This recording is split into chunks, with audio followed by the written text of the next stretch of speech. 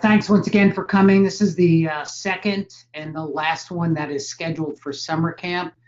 But before we conclude, I'm going to see if you all want to have a third session to get into some more specifics and advanced topics and maybe just answer questions that you have. So let me just verify this is being recorded. Just bear with me.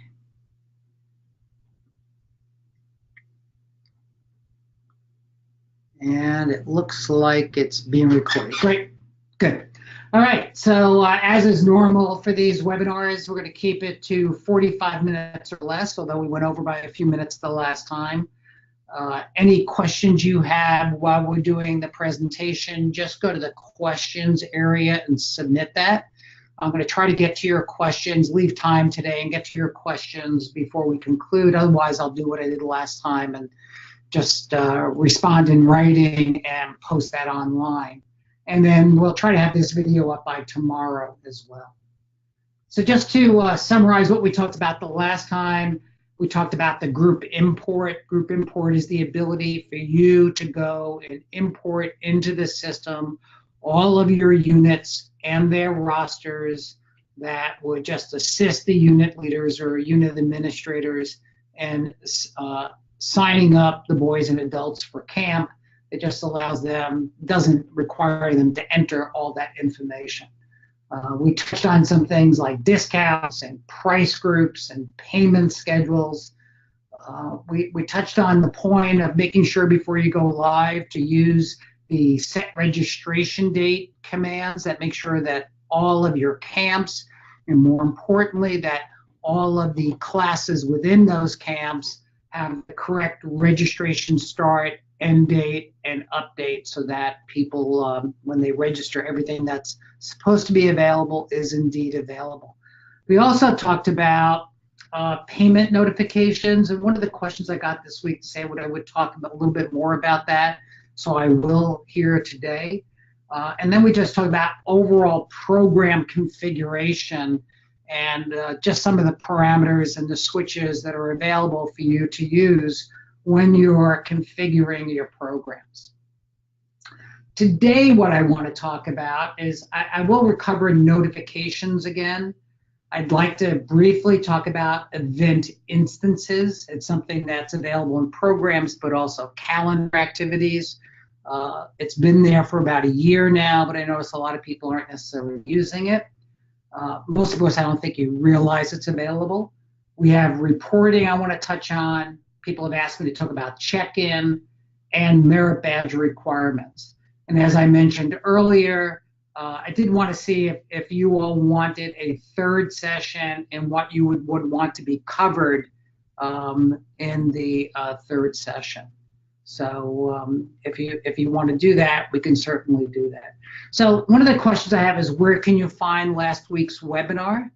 So if you log in as an administrator, at the top of your screen, you'll see training videos, and under training videos, you'll see a subsection called webinars, and you'll be able to go to watch that webinar. So that's where you can find that. So that's what I want to talk about today. So let's go just jump right into this. I'm going to cover notifications and instances and reporting and merit badges and check-in. So what I'm going to do is I'm going to go to a browser where I'm logged in as an administrator. And if I go to event management, one of the things I have the ability to do in event management under utilities is to go in and do manage notification messages. And I can create as many different messages as I want. So I can come in here and I can look at before due, and that can be certain wording I want to include on the billing notification before a payment is due. So this is the friendly reminder before a payment is due that would go out to remind people that they've yet to make a payment which is becoming due. And you can go through and create these messages and say, here's an example of a message after due. And this could be maybe sterner wording where you're saying, we've not yet received your payment. The payment is due. If we don't receive payment, we're going to delete your reservation and keep your deposit, whatever you'd like to do there. Point being in all of this is that the system can take on the responsibility of doing those emails, reminding people that a payment is due, and you only have to go and follow up should they not pay online.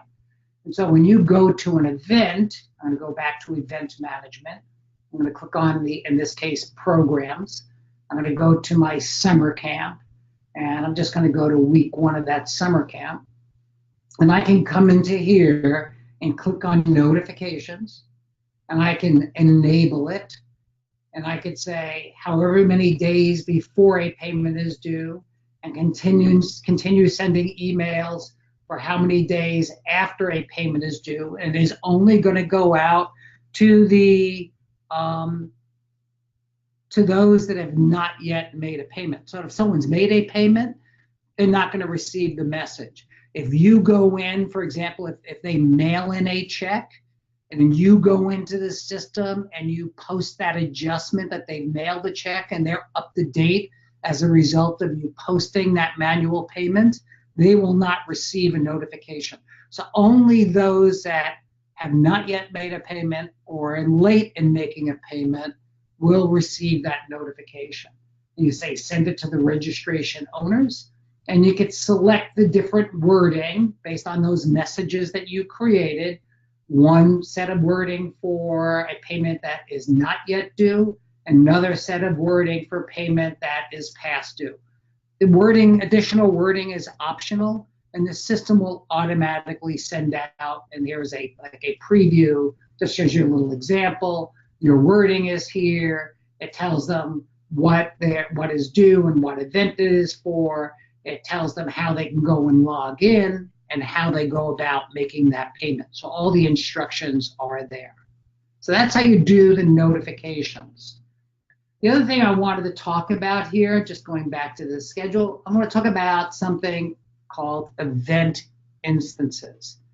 And this is a little bit more advanced, going to require you to test, and I stress testing all the time. I have personally created thousands of events in the system, and not one time did I create an event that I did not test. And I always make sure I test it as an end user, not logged in as yourself, but somebody that's not logged in, or a user that's a normal user that logs in. And the reason I do that is that, especially in programs, what you see could potentially be different than what is available to an end user. Because in programs, you could say, don't show the option for them to sign up for classes. You as an administrator still see it, but the end user wouldn't. So I stress to you all to make sure you go and test. I know I sound like a broken record there. I keep repeating that every time I do a webinar. So let's talk about what event instances are. So I'm going to go where I'm logged in here as that administrator. And event instances are, let's go to a particular event. I'm just going to go to art. And art says right now it's running from the 7th to the 5th. So every one of those days from 10 o'clock to 10:50 is art. So when someone signs up for that, that's the schedule that they would go to. And if you recall, last week we talked about if you actually enable, let me just go back there just to reinforce that.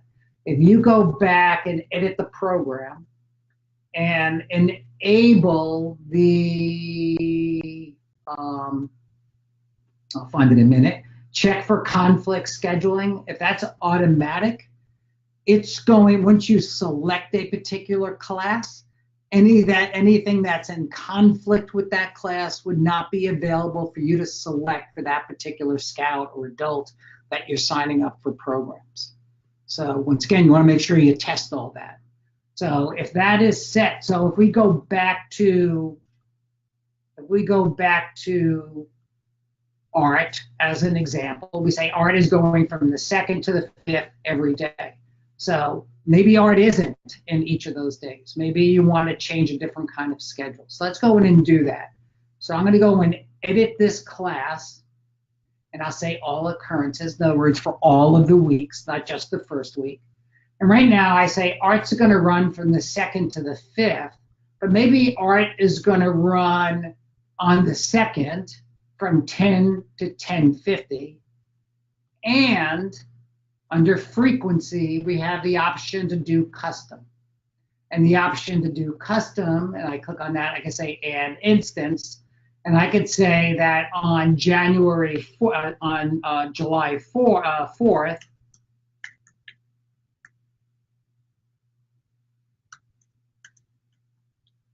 and art's going to also run in the afternoon from 3 o'clock to 4 o'clock. Or I could say 3 o'clock to 3:50 as an example.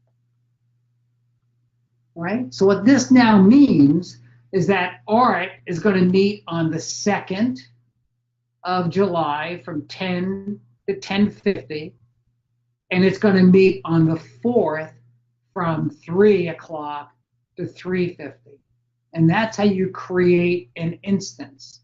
So now when I register for that event, excuse me, let me go, and I'm going to change this to a little earlier so I can generate a conflict. I think I have some classes at 1 o'clock. Now when I go and I save this and I register for a camp, let me go in and just do a new registration. I'm just going to do this as an administrator right now, so let me just go and quickly go and do that. And this is the price groups we talked about last week, which allows you to have different pricing based on the type of group. So I'm just going to go say who's coming. I'm going to say I have 2 adults. I'm just going to use the adults here as an example. If we go back to last week, we could talk about how I loaded into the system all of these people in the units. What are they doing? And I know it's an adult, but I'm just going to say handicraft. And what I can see here right now when I sign up for this is art meets on the 2nd from 10 to 10:50, the 4th from 1 to 5, right? So if I go and I add that class, what I'm going to find is if I have some other classes even in the afternoon on one of those other dates, for example, communications is not available because it's in conflict with art, that 2nd session of art. So if you have merit badges in classes that don't meet every day of the week at the same time, you do have the ability to go and create those custom instances as I just demonstrated. I will stress here that you have to make sure you go and you test that, because obviously it's a new feature that you may have not used before, and you're really going to have to make sure that you understand those conflicts. You can always turn the conflicts to manual and not worry about that. So there you go, and that's how those event instances work. Let me see if I can look at a couple of the questions that are coming in. How are wait lists impacted? Wait list right now is that if it's not available, if you pick something else and the conflicting time, you're not going to be you're not going to be able to get on a wait list for another event at the conflicting time. So it won't allow you to get on a wait list for an event where I've already signed up for an event that is at a conflicting time. Check if a scout has a wait list and a non-wait list. No, so it'll check to see if you're in a wait list. It's going to block you from signing up for something. So if you're signed up for something, it won't let you either get on a wait list or register for an event that's at in a conflicting time. Okay. It's not show up on the attendance sheet. I'm going to show you how they will show up on the attendance sheet. So the question there was, it notices how it doesn't show up on the attendance sheet it actually has been added to the reports, and I will show you that in just a little while. Okay, so that's the conflicts. So let me just go back to the PowerPoint presentation for a moment. We're going to talk about reporting, check-in, and merit badges.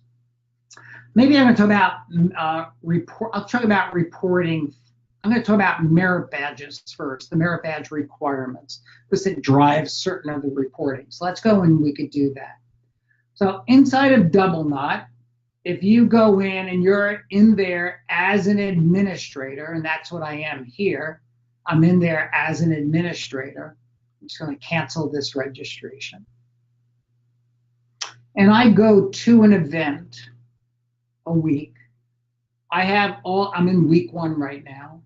If I go to the right of these here, the ...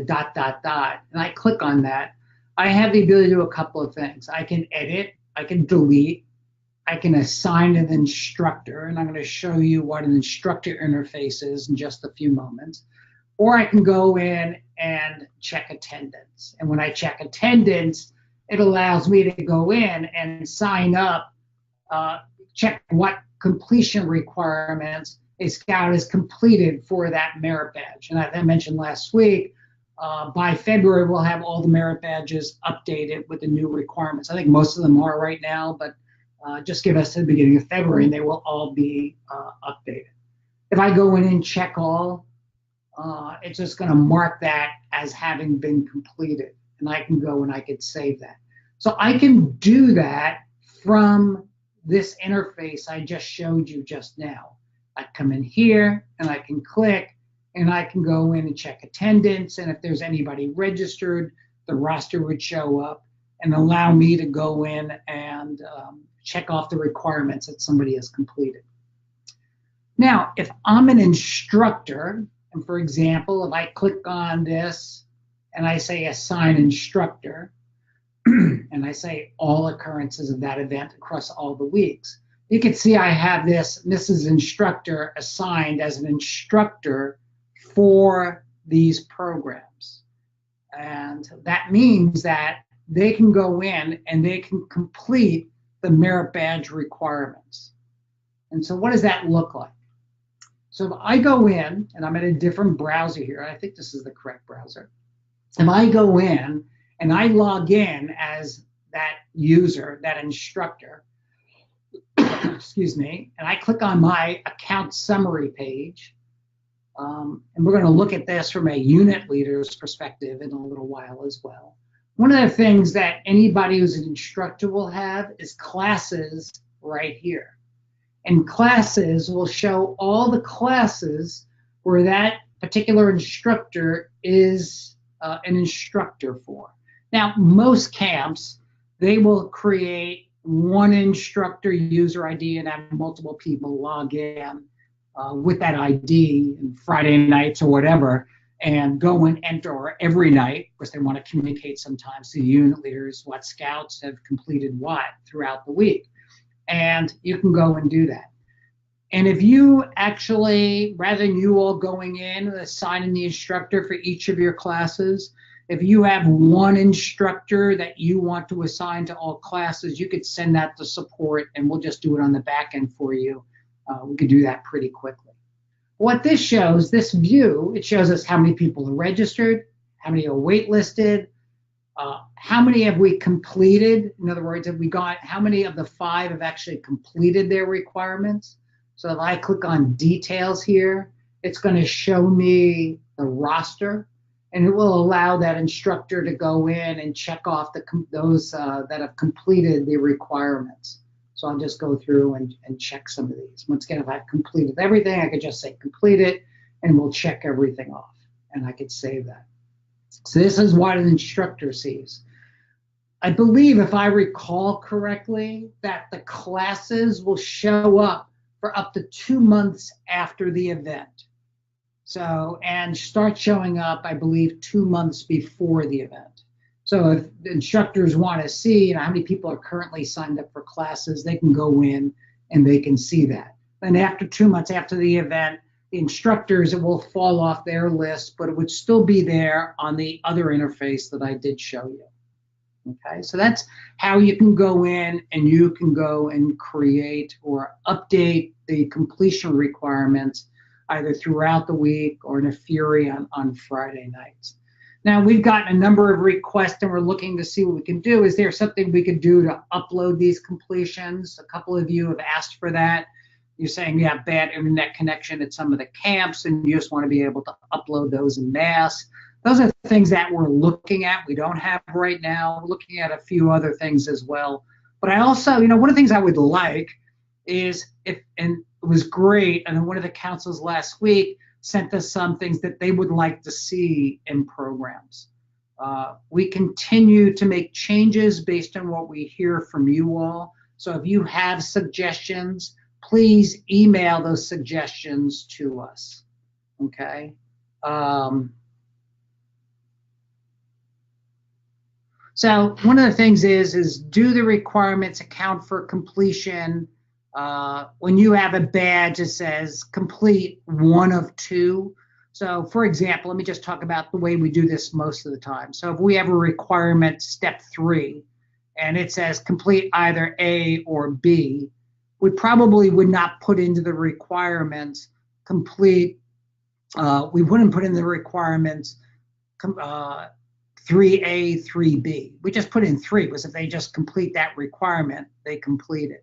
If you have a requirement that says you have requirement 3, A, B, C, and D, and you have to complete any 2 of those, in that case, we'd put 3, A, B, C, and D, and you check it off which ones they've completed. So that's the typical way we do it, just so that there aren't so many fields in the completion requirements. Is merit badge instructor an assigned permission under constituent management? Yeah, it is assigned. I had to go back and look at in production environment how that's labeled. Allow me to get back to you on that. I think it's program level permissions 2 are the people that are available to be signed up to be instructors. So I'll get back to you with a confirmation on that. All right, so this is how the 2 ways of creating completion requirements. Is I could do it here as an instructor, or I could do it here as an overall administrator that's able to go in and do that. The instructors, I think I have that 4-month window, 2 months before, 2 months after the event, whereas the ability to go and do check-in here is there forever. So you're able to go back in and do that. So that is how you do the merit badge requirements. Let me talk a little bit about reports. And I think maybe you tell me if you want to have a 3rd session, I can dive into this and we can go into how to create custom reports and do a lot more with reporting should you want to do that. Let us know if you want to see a 3rd session. So let's go and talk about reports. And so I have a number of reports here. There are a number of reports in this system. And I'm going to cover a few of them here. There are quite a few of them, but based on what I think people are doing and what I hear people are doing, is that if we go to reports, and I'm going to do reports as an administrator, and then I'm going to show you reports that your unit leaders are actually able to get as well. So one of the things I can do is, as an administrator, let me stay logged in here. I'm actually not an administrator, I'm a unit leader, sorry.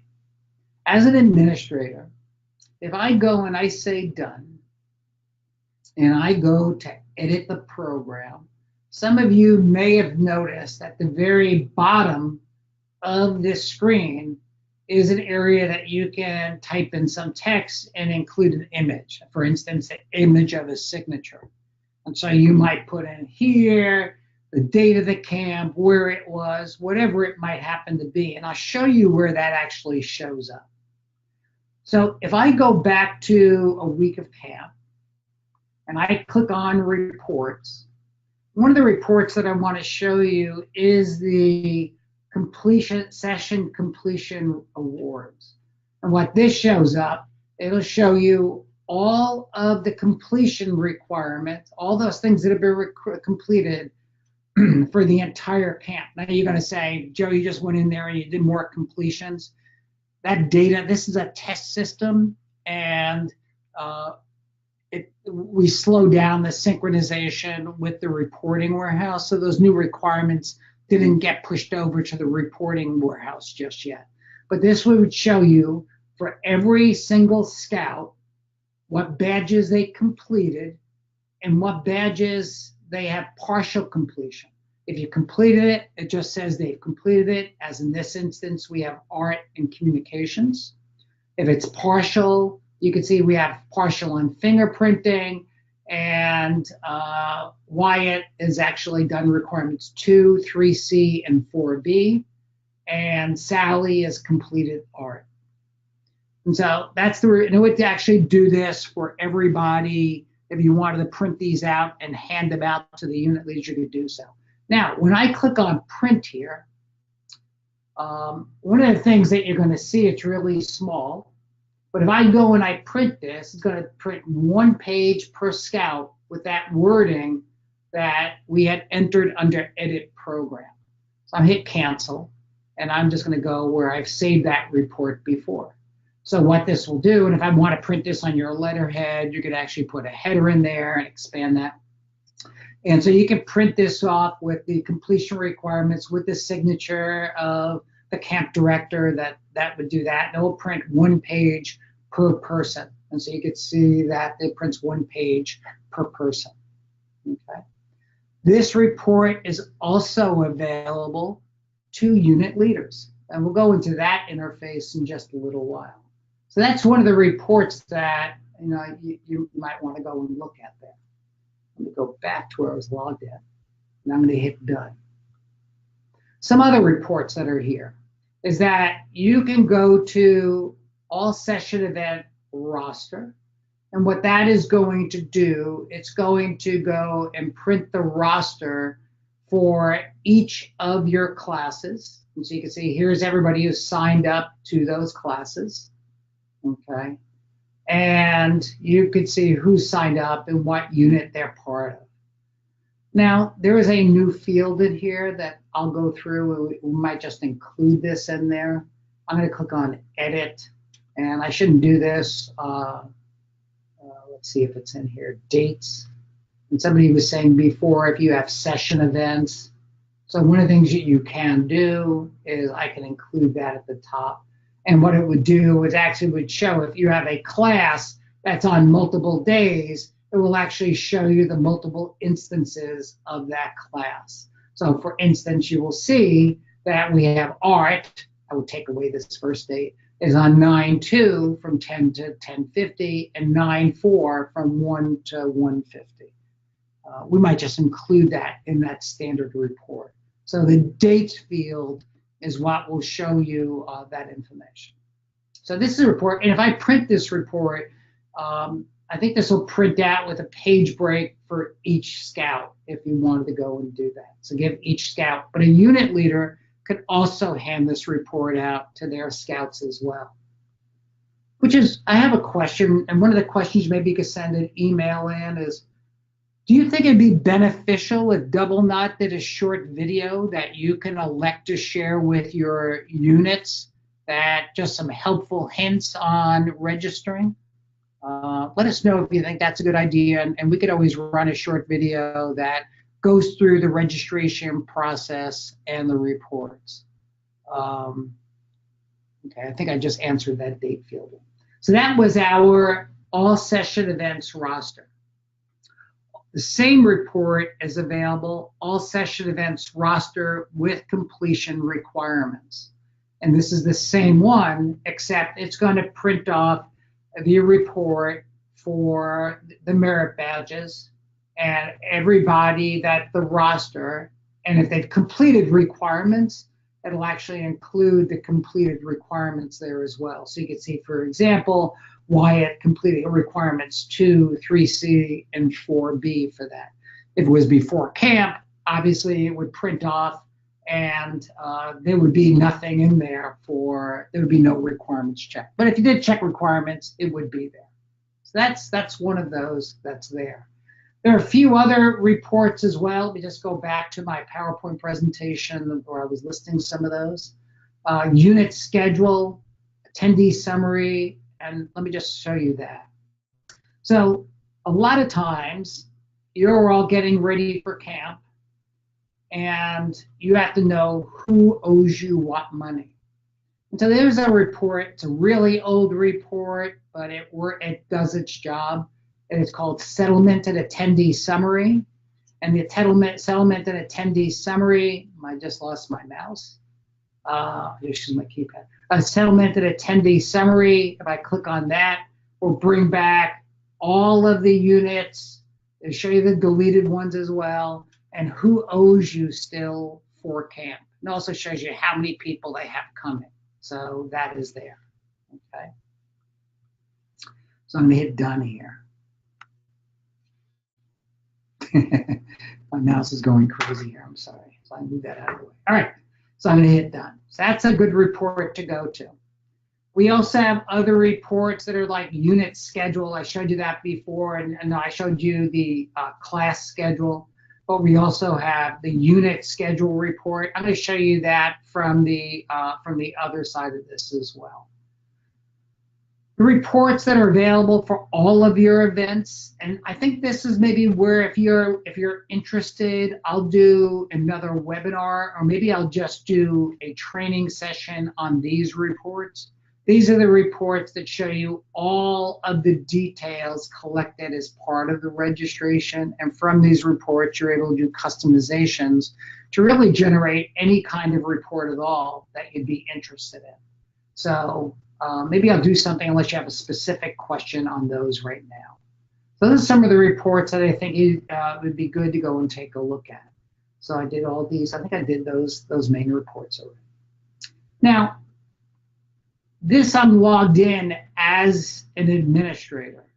If I were to log into the system, and that's what I'm logged in right here, is one of your unit leaders. So this is a unit leader. When they log in, they should come to a page like this, unless they have permissions, and you just have to click on my account. And what shows from the summary page is anything where I have payments that are due, and I can click on Pay Now and make those payments. You can see what the due date is. I can look at upcoming registrations and details. So even if there's no payment, I can look at things that are scheduled for the future and look at view details for those. I can look at subscriptions, and subscriptions would be any of those e-lists I'm on that would allow me to take myself off of an e-list, essentially opting out of it, or sign up for distribution lists that are available for that particular person to sign up to.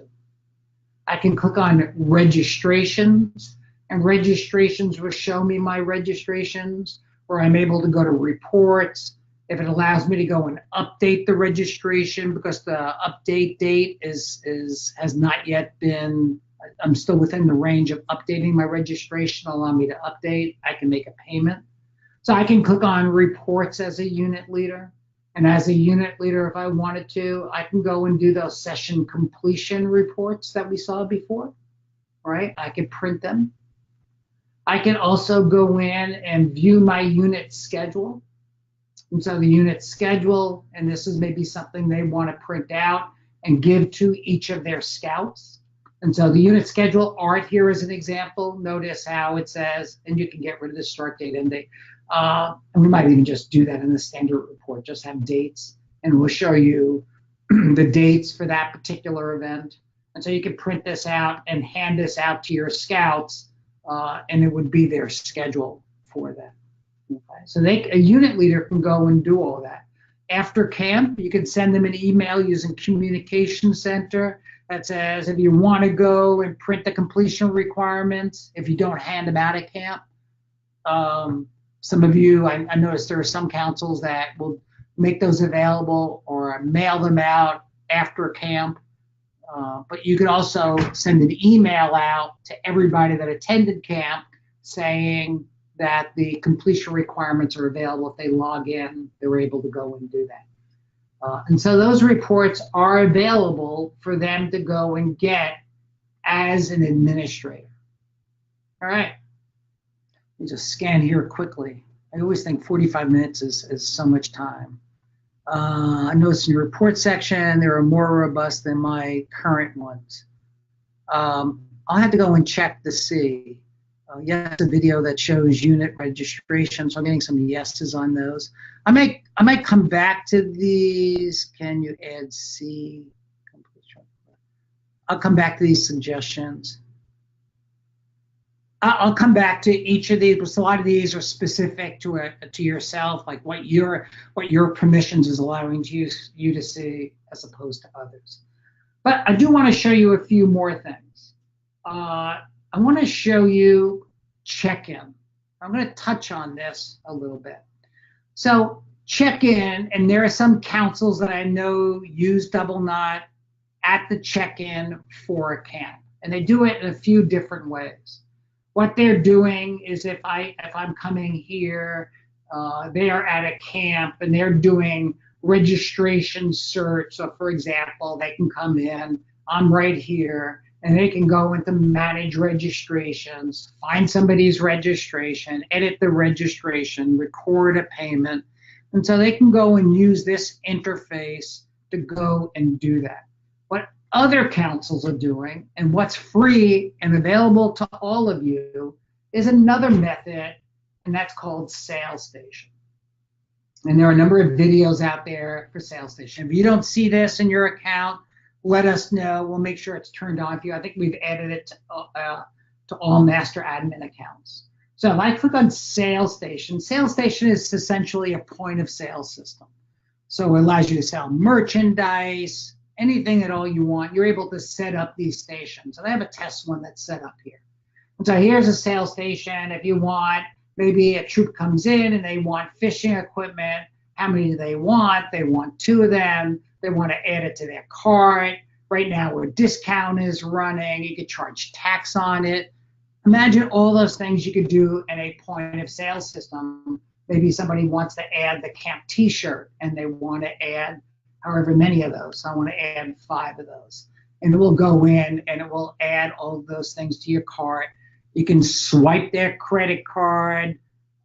You can take cash, or you click on cash. I'll say they're paying in cash. And I can go and take that. And I can email them a copy of their receipt, or text message them a copy of their receipt. Or I can print it. If you configure this with a printer, you can print it right there. So that's for selling merchandise. But here's the other thing with regards to check-in. Somebody comes and checks in. You click on the lower right. You say search for the order. I want to search for a troop 187. And I could search. It'll come back with all the orders for 187. I can see that they owe money. Here's a balance of $150. At this point, I can go and update their registration. Maybe they're bringing an additional scout, or they want to sign up for a merit badge and see if it's available. So you can update that registration, which would bring you into it. I'm not going to do it for the sake of time right now, but it allows you as an administrator to go in and make changes to their registration.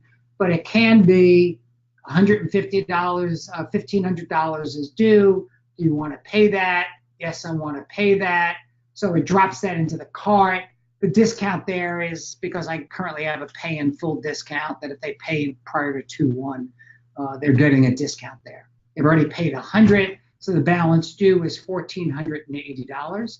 I could take a credit card, I could charge this, and I could also take a check payment if I wanted to do that. So I'm going to take a check payment in the amount of the $48.80, and the check number is 678. And I'm just going to go and process that, and it's done. And now I've taken payment for that particular camp, and the person can come in.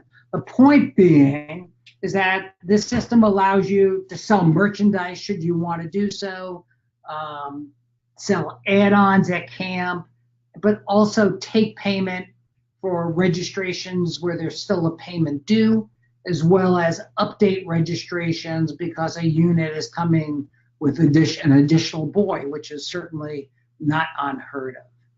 So that's SalesStation. And once again, it's available for everybody to use. There's no additional charge for going and using that. Let me just go back to my agenda. I talked about notifications, event instances. I touched on reporting. There's so much more you can do in reporting. We talked about the check-in. We talked about merit badge requirements.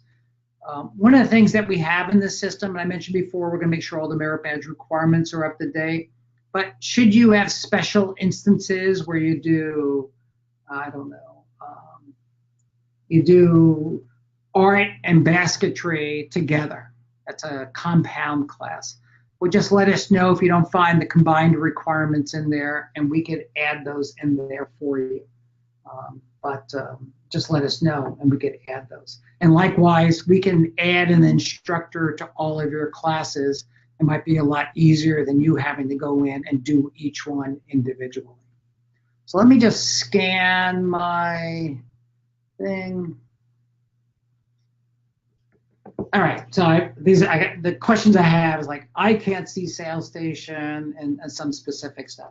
So here's what I'd like to do, is if you could email us a couple of things, and I'm surprised nobody took us up on the offer last week, but if you want us to review your summer camp setups, or for that matter, any event setup, it's free of charge. You go and you do the event.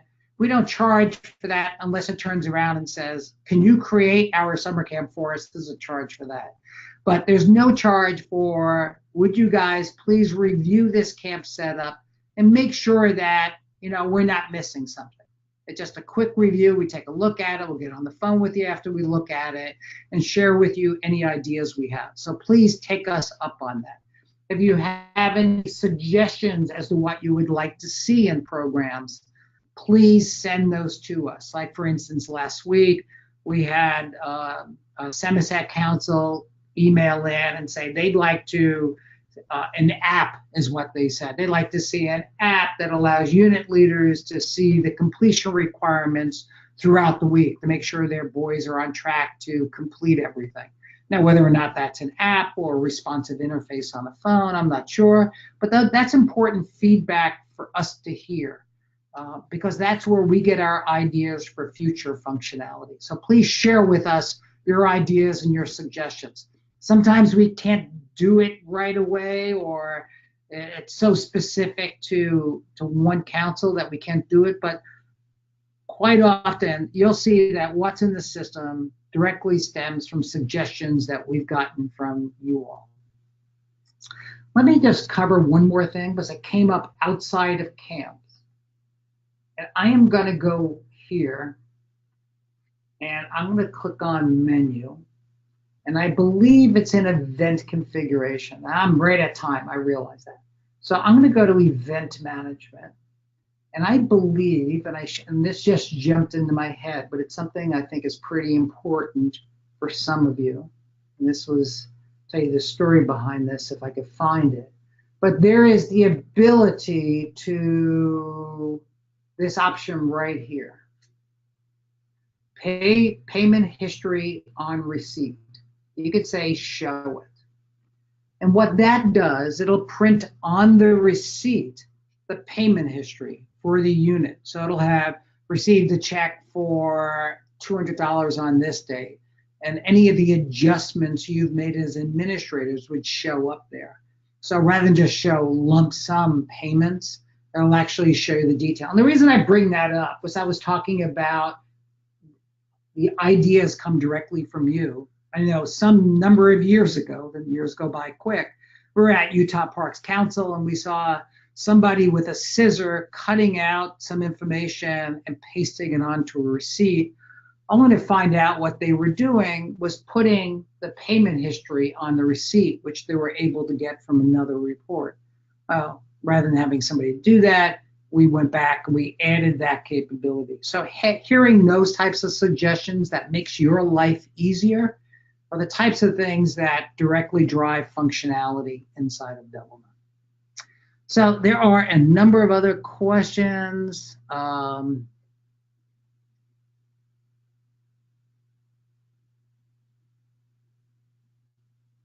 I'm going to go through, there are a lot of them. So what I'm going to do, since we're at the end of our time allotment. I'll do the same thing I did last time. I'm going to write these up. And specifically, if you click on, I'm in the training session right now, but if you click on the test system, if you click on training videos after you log in, you'll be able to go to the webinars and see their video recording. And I'm told that also under the webinar from last week is a link for the answers to the questions that you submitted. So I'll just leave you, please send us an email. If you want a third session, more than glad to do it. Just give us some ideas of what you want, maybe a deep dive into reporting, maybe some other nuances of the system. We welcome the opportunity to do that for you.